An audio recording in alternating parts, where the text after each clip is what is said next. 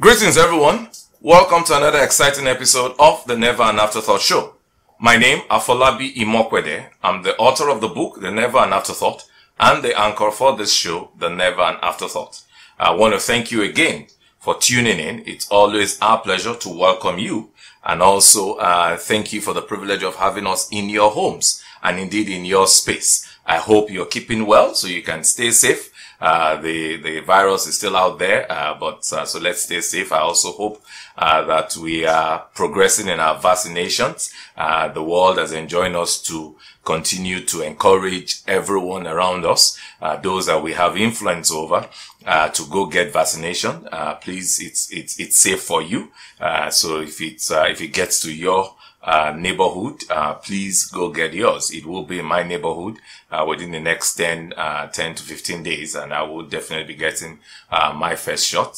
So please ensure you get vaccinated against this deadly coronavirus, COVID-19. Okay, so as it's always usual custom, don't forget our hashtag, the Never an Afterthought. That's a hashtag that makes this show our show, and you use that hashtag to continue to join and continue these conversations across all our social media channels, Twitter, which is at NAA_book, Facebook and Instagram, which is at NAA Afterthought. I love to read from you, so please send me an email, podcast@neveranafterthought.com. And last but not the least, you can always drop your comments the platform wherein you are listening or watching me. Again, I want to say thank you to our podcast listeners across all the channels wherein you listen to us. Don't worry. I mean, many times the YouTubers get more priority, but I've chosen that I'm going to also make you a priority. One of these days will probably just be podcasts, and then the YouTubers will have to watch a still screen just so that I can spend a little more time with our podcast listeners as well. Okay, so today we're in for another exciting time. We'll be discussing tech and the creative sector. Tech and the creative sector, that's our topic for today. But before I bring in my guest, let's take a short break. Still continuing in our series of entrepreneurship and hustles, it's my pleasure to introduce our episode today, which is art and tech. We need to stop building for ourselves. We need to build for the world. The challenge for the African is we have to improve our level of curiosity. We have to question things. Entrepreneurs are our best chance at moving this continent forward.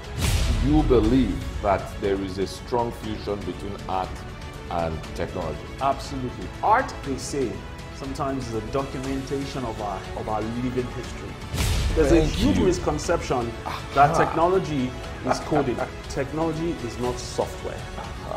Technology is not computers. Thank you. Technology is not coding. Please join me on YouTube every Thursday at 6 p.m. West African time for another exciting and engaging episode of the Never an Afterthought show. Okay, welcome back again. Greetings, everyone. If you're just joining us, you have not missed much. We're in for another exciting time on our show, The Never an Afterthought. Hashtag Never an Afterthought is the hashtag to join and continue these conversations across all our social media channels. Twitter at NAA_book, Facebook and Instagram at NAA Afterthought. Write me emails, podcast@neveranafterthought.com. And yes, we're seeing your comments on the platform wherein you're listening or watching me. As I said earlier, our topic today is tech and the creative industry. Tech and the creative industry, and I will not be doing this alone. I have my brother, my friend, who is my guest today, and I will introduce him before he comes on set. His name is Abayomi Olufeko, which we have now coined as Adeolu. You can figure out how that happened, but Abayomi Olufeko is his name. If you can figure it out, you may win a prize. So let's know. Adeolu, popularly called, is a preeminent thinker, a technologist, and indeed a creative professional who works in the humanities space. The intersection of his expertise in various domains led to the formation of Visual Collaborative in 2007, which is an American festival and publishing platform for social economics and innovation. He presently serves as the company's chief executive of the Avenue Creative Limited, and indeed the chairman of the Creative and Entertainment Group of the Lagos State Chamber, no, not Lagos State now, but the Lagos Chamber of Commerce and Industry. Before now, he served as a management consultant in cognitive design for IBM. So, hey, bro. Hey, man. Well, I guess in a few weeks, you've gotten vaccination. So me, I'll soon get, but I'm fine. So, are you sure? Okay, all right. How you doing? I'm doing well. Yourself? Good.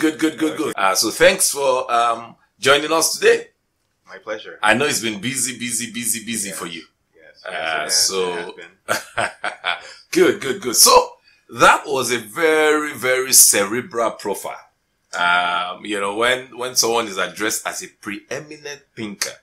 So walk me through this profile. I want to know more about you and the work you do. And I see you straddle in innovation, design thinking, and all of that. So yes, so let's get to know more about Adeolu. Oh, well, thanks for the introduction. Cerebral is quite interesting, but I'll take it. Okay. I would say preeminent thinker. That happened a little bit by accident. I started my career in technology as far back as when the internet was introduced. That would have been when? 95. Okay. But I jumped in 97. Okay. So when I left... so before the internet, what did we have? Letters. Okay. You write letters and send, snail mail letters. The internet existed, but it wasn't to the public. It wasn't to the military, public, right? It was military, yes. DOD. DOD.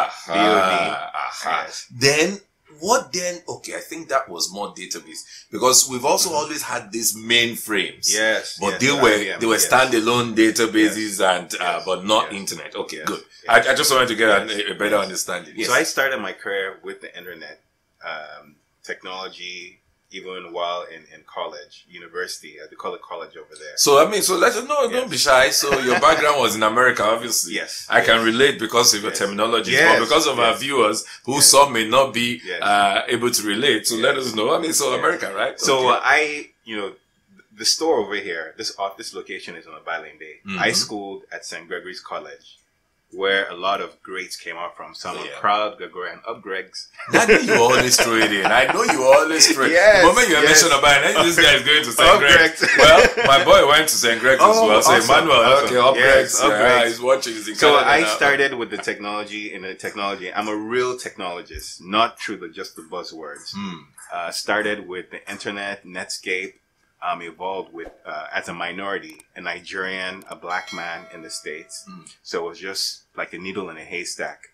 From there, I started working with proprietary tools like Microsoft before I started with IBM, then open source. And then after a number of years working in the ISP, Internet Service Providers, moved from software, moved into computer networking. I took some of those ideas. And I did grow up in an entrepreneurial creative family. So that's how both my technology background and my love, passion for the creative arts merged.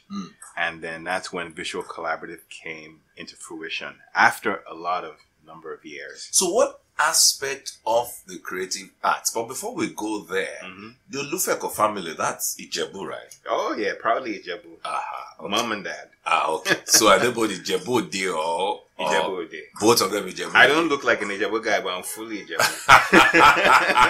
Maybe if you wore the Ijebu hat, then I would have known that you're an Ijebu man. But okay. So when you in terms of your interest, from tech and yes, thanks for actually walking us through that detailed background, So I imagine how do you feel now when everybody just talks tech, and many times there's even no tech in the conversation?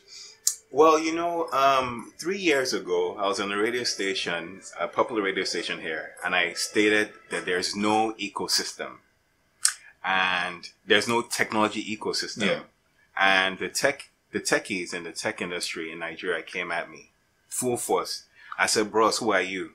Where did you jump out from? NEPA is taking light hand. They were struggling to do things. How can you say there's no tech ecosystem?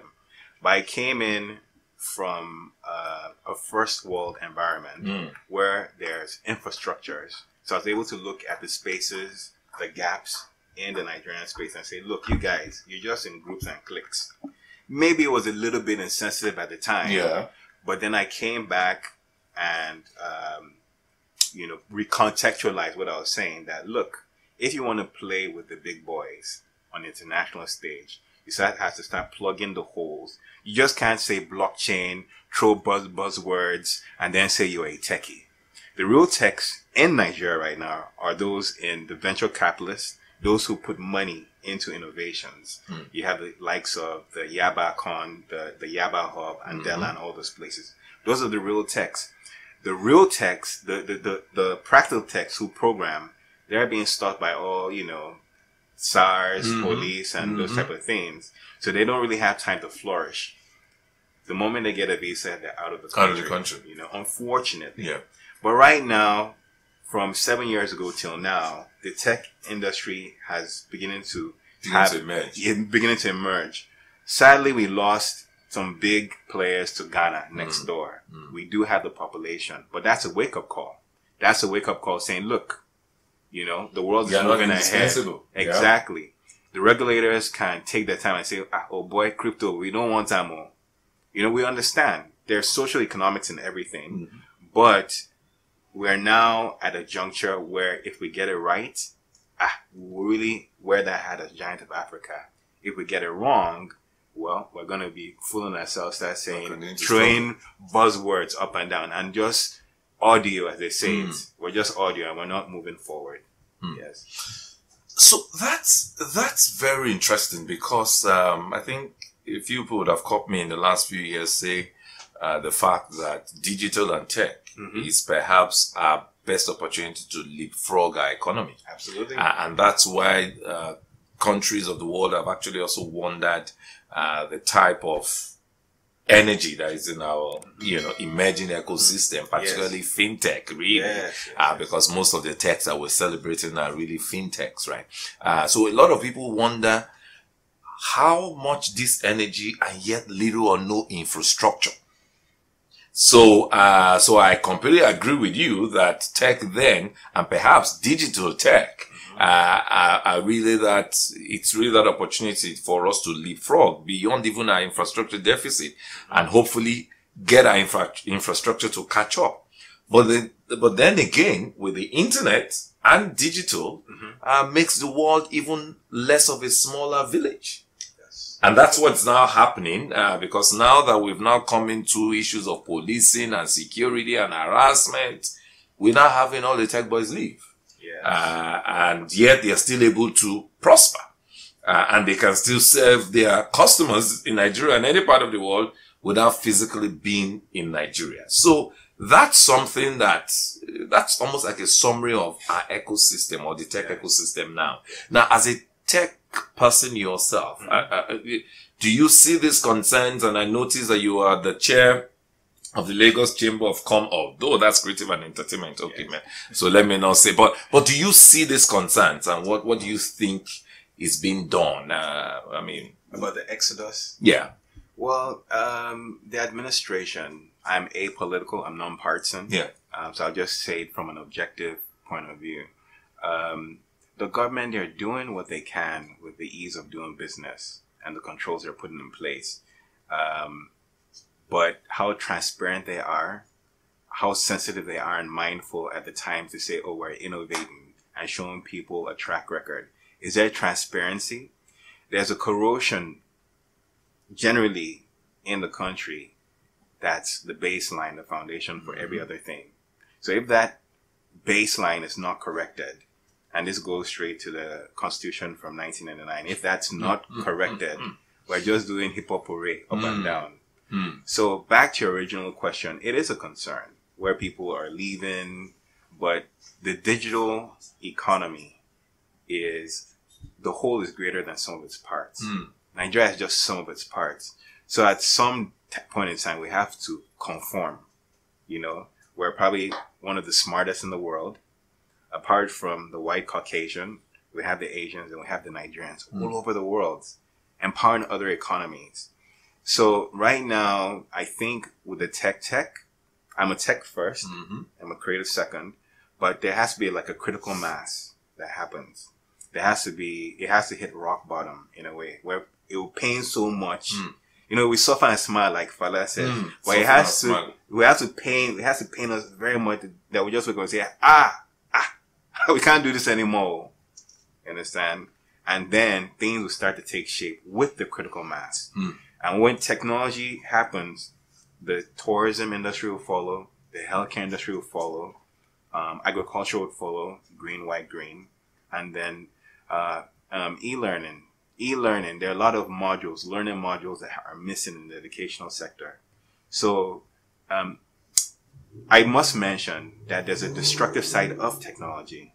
There's the good parts and then the bad parts. We have a new generation now that goes online, and then maybe they see someone flossing with like a big car, or they'll see Stripe putting money into a company, 100 million, but they don't see the struggling parts of those things. So they say, this person did it. Why can't I do it? Technology promotes instant gratification, and it's a bad servant. Yeah. So we have to find a way. You have to balance it. We have to balance it. The values are important. Yes. Yes. But I will talk about how the creative sector can help that. I'll follow your lead. Good. Okay. So that's, you just took the question out of my mouth. So what I was going to ask is, because we see a fusion between tech and creative arts, which is yours. So what aspect of the creative arts did you really have a personal interest in, and how did you make your connect? You mean present day or my background? Yeah, your background and my late father was an accountant, but he was also a creative person. So back in the 80s and 90s, he would create things for First Aluminium, Rodco. These were foreign companies, Leventis, that were the Nigerian stock. So was he fabricating or what? No, just different accessories. Okay. You know, accessories back then. Then my mother is an illustrator. She taught at MCAD, which is in Minnesota. So she's an instructor. So she had Power Fashions here in the 80s and the 90s in Surulere, before it was Surulere. So as children, we'll just walk into her school or office. We're clueless. But those things leave impressions in the subconscious. So with that, I don't know if I'm answering your question, but with that has a lot of influences, intuitive influences in anything I take in tech and business. So yeah, so when you talked about the creative arts, so what aspect of the creative arts do you, because you know that's also something that's very wide, right? Yeah, of course. So it involves entertainment, it involves filmmaking, involves many other aspects. So what aspects of the creative arts are you passionate about? So I, apart from technology, I am a digital artist. I spent, even presently now, over 10 years with the Adobe Creative Group. So anytime they want to release softwares for creative, I'll get invited with other creatives all over the world, evaluate software before they release it to the general public. So that's what I did. But what I noticed being in that space, I noticed there are a lot of creatives who don't really have the business chops. Okay. They're very creative, but they get cheated a lot. Yeah. So when I went and I started Visual Collaborative in the States, which is the parent company for the company here, I said, you guys, you're good, but it's not the talent. You really have to understand, social dynamics. You know, you don't want what happened to Nikola Tesla and Edison to happen, where Edison said, "Oh boy, bring this thing." Took the invention and he got the awards, and then Tesla died broke financially, not internally. We have the Tesla cars now named after him. So I went into that space to help creatives, and I did a traveling exhibition around the States. And when I saw that it was working, I was like, oh, this is great. But you know what? I still have a lot of friends in the Americas, in Europe and all over, but this is home. I mean, I have a little bit of an accent, so my staff and everybody claim I do. I probably do, but this is home right here. So why don't I bring that idea to Nigeria? And bringing it into Nigeria, what Nigeria has helped me do, we're practical, we're smart. So even some of the themes in the States weren't applicable here. I got to learn about sustainable development goals, research deforestation in Nigeria, research different aspects of the creative arts. And because of this passion, the Lagos Chamber of Commerce and Industry invited me. I was part of I'm part of the organization Yeah. as a member. But after a while, they were looking at different sectors, and they said, you can, be the chairman, spearhead this thing with bringing ideas to help artisans, mere artisans, all the way to media professionals who are in broadcast design. So from there, that's where my work there has been intersections and a continuation. Okay. We'll take a short break now, and when we're back, we'll just talk a little more on the actual work itself. Yes. Okay.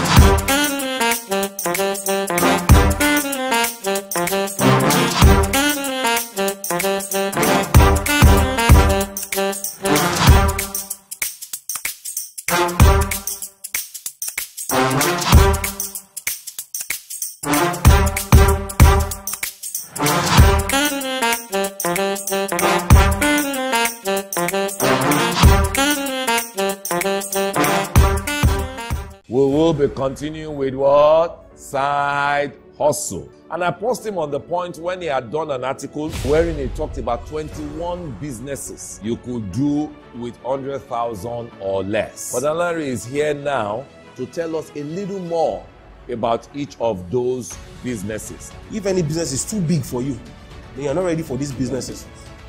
As a matter of fact, your proceeds from your main job might probably be what you gathered together in order to use in starting your side hustle. So you should never disrespect your main hustle.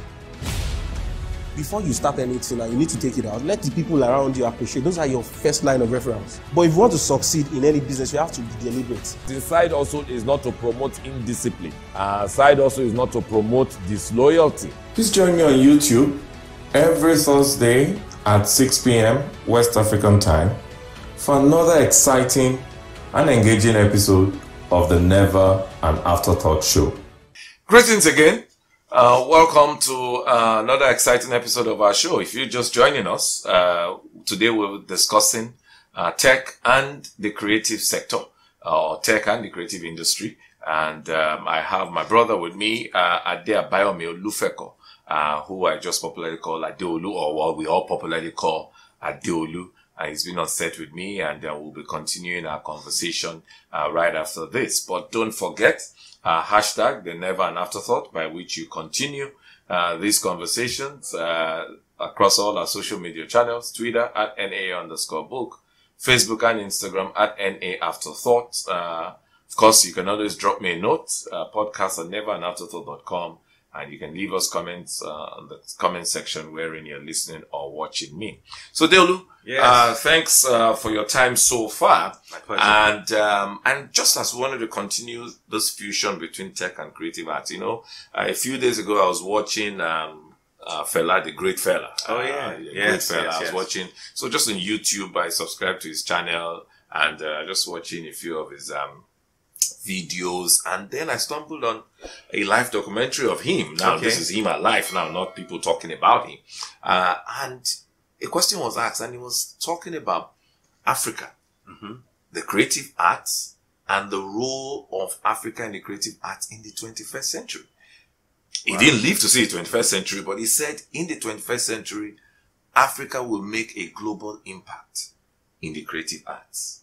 Now, we are in the 21st century, and we are seeing that come to life. So now with your work at the Lagos Chamber of Commerce, creative and entertainment sector, which you chair, can you speak more about it? What aspect of the creatives do you focus on, or do you tend to work in, and where then do you see the fusion between the tech and the arts? We can use Fela's life, for example, as an example. They didn't have much of tech in their time. Yes. But now we see what's happening with Burna Boy and all of us. So let me allow you fire. Yeah, it's a great observation.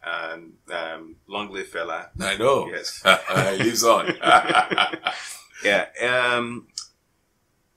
He was right when he said that Africa is going to make a big impact in the 21st century. Yeah.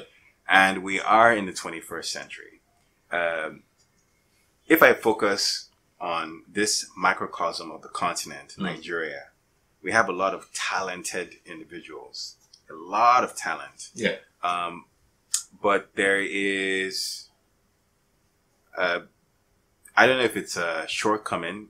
They have a lot of talent, but there's no sustainability. See, literally, it's raw talent. It's raw talent. So now, just like everything else, you don't survive long on raw. You've got to process. Absolutely. And so, that's where we come in at the Chamber of Commerce. Okay. Like we try to link people in the legal field with artisans who are musicians, how they can look at the contracts that they're writing and how they can go on the international stage and not be cheated. Many years ago in this teething industry, growing industry, we've seen big names, disputes, we've seen intellectual property laws, things that apply to the creative sector. So what I do, I facilitate. I'm more of a curator. I link the raw talent with the people who help them structure and increase their livelihoods. Yeah. So in regards to the tech space, we're talking about intellectual property laws, imparting to people what it means, removing instant gratification, bringing them to open source tools like WordPress, having websites, social media, digital marketing, having the right controls in place. It's very, very important. And some of these things take recontextualizing it, dumbing the language down, where if you have to speak pidgin, say, hey, bros, Alpha, if you want make money, now this thing we will do. There are loans that the government right now, believe it or not, for SMEs, break down what small to medium enterprises mean, sole proprietorships. So that's what we do at the Chamber. And this is just a little bit different from what I used to do, but it's still the same thing.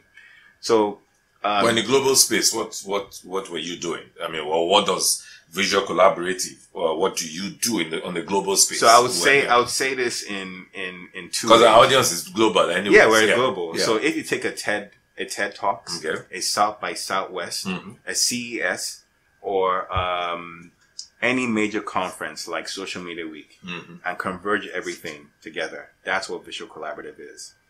Visual Collaborative, the parent company of the Visual Avenue Creative Limited in the Republic of Nigeria, is tied to the Library of Congress in the United States, which is an array connecting professionals here to professionals over there. But we look at people who are ready to do the work. You can't say you got A1 or 4.0 in a Nigerian university and then you step out of Nigeria and get upset that you weren't acknowledged. So Visual Collaborative and platforms like ours prepare the regular Nigerian mind with the modules to be able to play with the big boys in the big spaces. In the last year during the lockdown, we've had authors like Robert Greene from the 48 Laws of Power come to our platform. Chief Justice Cherry Baisley come to our platform. We have Les Nubians, many, many different people. And I'm Nigerian. I'm just saying this, that if I could do this, you can do this too. But you have to have an attitude and an aptitude for discipline. Okay. I mean, that's good. And you see, connect is so important. You know, I was, there's still going to be a night. I'm going to do a fella night soon. Oh, awesome. But, let me know if you want me to call Shemun. Well, I mean, I see you love Shemun. I mean, I'm still designing, man. I see you love fella as well. Yes. But I just wanted to hit on what you said. And as I was watching this documentary yesterday, you know, the link between was it? Kalakota. No, the Kulu Lobitos. The Yes. very first band of Fela. Yes. And the transition between that Kulu Lobitos was a high life to real, the Afro, the Afro beat that we know was actually because of a connect. Yes. Was a black American lady. Yes. I forget her name. I forget her name. His wife. It was one of his wives. Yeah, that was now one of his wives. Yeah. Sandra. Yeah. I think it's Sandra. Yes.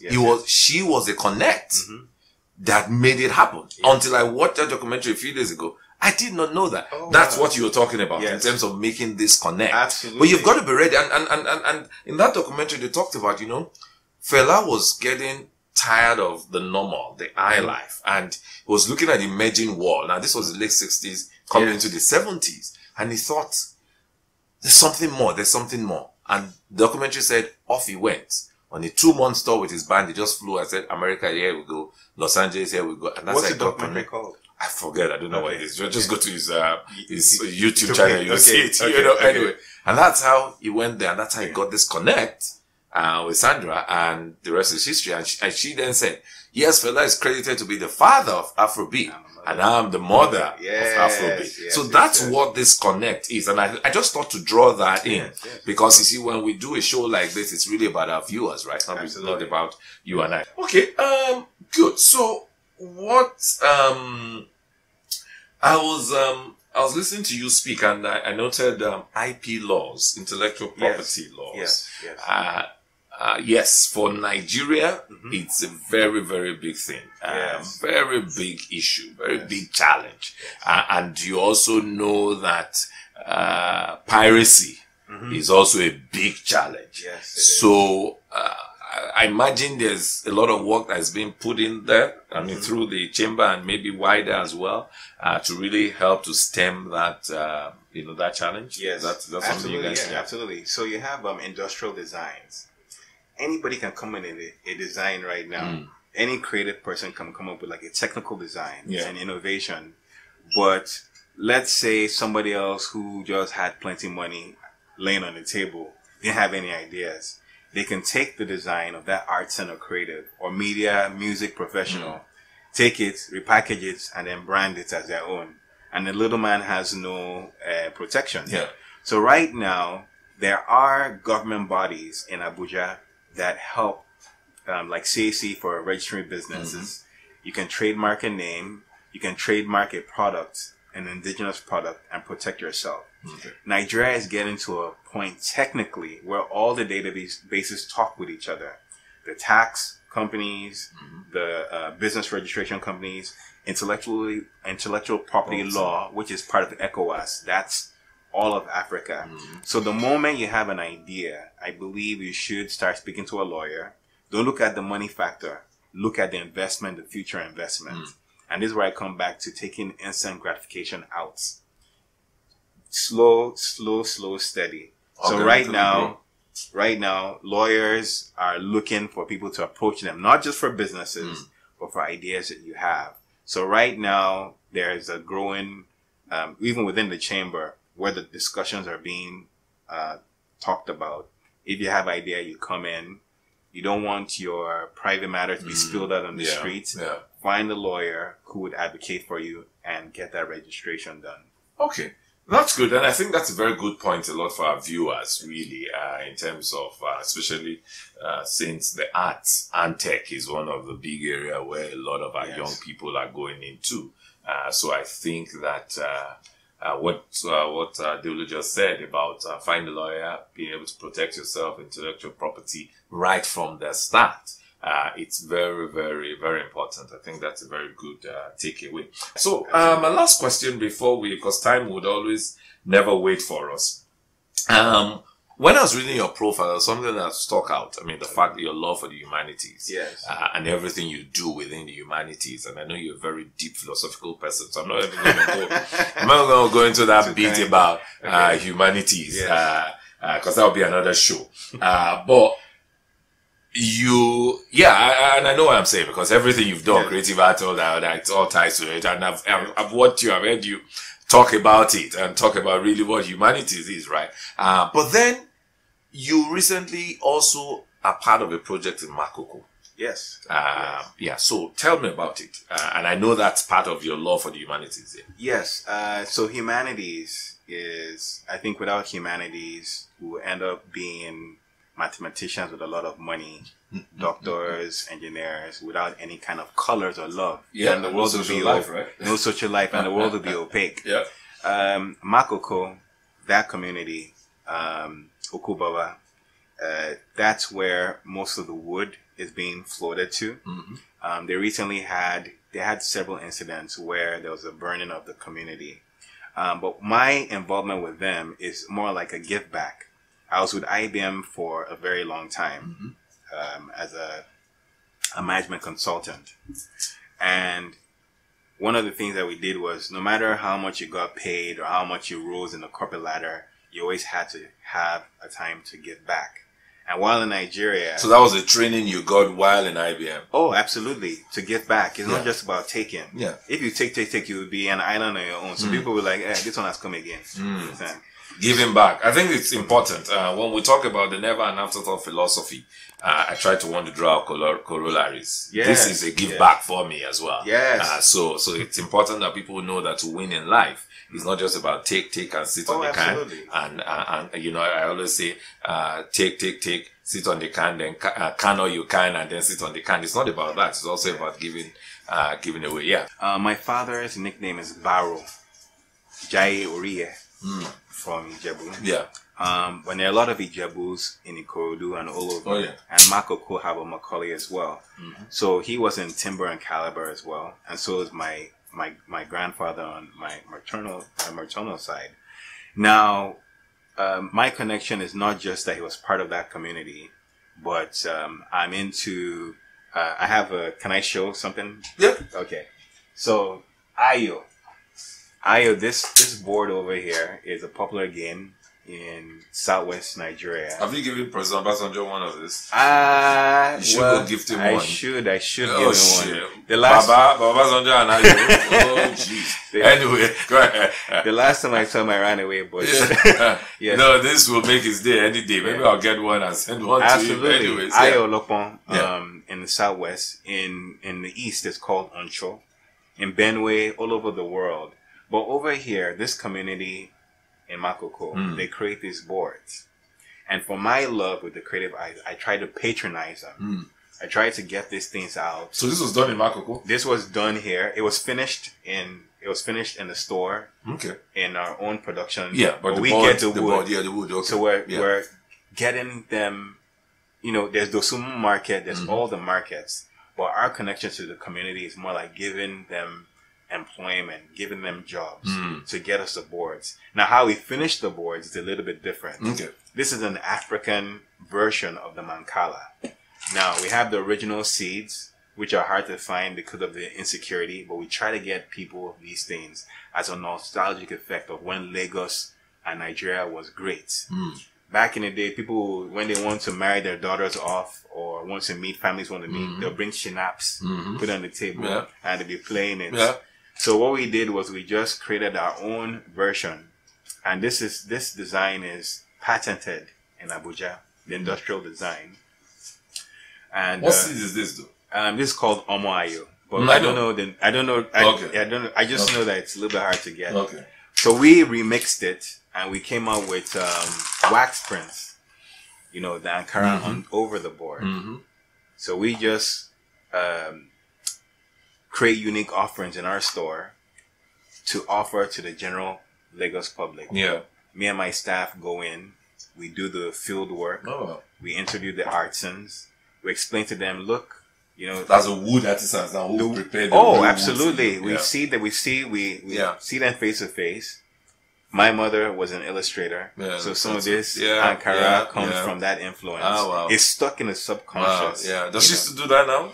No, she's semi-retired. Oh, wow. She'll speak globally in a part of the schools of how it was. Yeah. You know, because right now we're in a microwave culture. I know, you put in a microwave and the money comes out. So my connection to Okobaba and Makoko is securing these woods. The more requests we have, the more they can build their community with the money that they get. They just don't sleep all day, wait for someone to come patronize them. We have people who love these designs. Yeah. We have different versions of the Ankara board. If you take a look at it, if you go on our social media, Tage Lagos, TAGELAGOS, correct? You see all the designs, and all these designs, when you patronize these works, it's not just for us, it's to give back to those Makoko. We make a case under the SDGs, the global SDGs, to create jobs.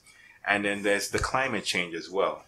People are saying, why are you cutting down trees? It's going to hurt the atmosphere. I mean, in humanities, you know which area you're going to, which area you're going to sacrifice. And when we sacrifice, we create jobs. When we create jobs, people are fed. They can think clearly. And when you think clearly, then you can educate them with a different SDG. And it's all good for the ecosystem. Interesting. I think, again, when you begin to look at the combination of tech and, and just the layman there who is doing the wood and doing the carving, and a type of what you call the person of taking, right? Yes. And you are now going to finish, and the way you finish now, you've processed, you finish, and you export this. And he gets some level of proceeds, and then with this proceeds, you also add something to it that can take him to the next level. That absolutely. Maybe he's also able to get some type of global recognition through digital tools. There are other projects I know that do a lot with education in Makoko, putting his own kids to school so that his kids can be better. Can have a better potential than that person and all that. So there's just so much that we can do. Thank you so much. What I do know is that I'm definitely going to take. I love this and I love that one. So I'm definitely going to. After the show, we're going to talk about those ones, and I probably should get one to OBJ. Actually, he loves that. Your lock moment. So though he says it's scared of Ijebus, but this is. Okay, so bro, this one, what's it? Tell me, what's your story? You be a hunter. Okay, yeah. Well, aside from being a Krav Maga practitioner, what's that? That's big. Okay, Krav Maga na martial arts. Okay, now it's really martial arts. Okay. I enjoy Tai Chi, Krav Maga, and Kung Fu. Okay, but that's just personal. When you start to get older, you can't hit the basketball gym like you would like to when you get busy. So you wake up in the morning. Some people meditate. I just do the Tai Chi. Just to get the energy flowing. Okay. But this is a byproduct of just martial arts. This is for Efizi. Okay. Where do you buy it? We import these in from the Far East and sometimes from the West. These are actually Japanese samurai swords. Yeah. So in this. So did you buy this for yourself, or this is actually for? No, this is for customers. This is for customers. People come to our location. They're looking for hard to find gadgets. So hard to find gadgets.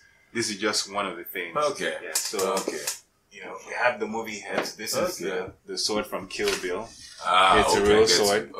So So it's not for. This is for demo. It's not for fighting. You can't use it, but you're on your own. Yes.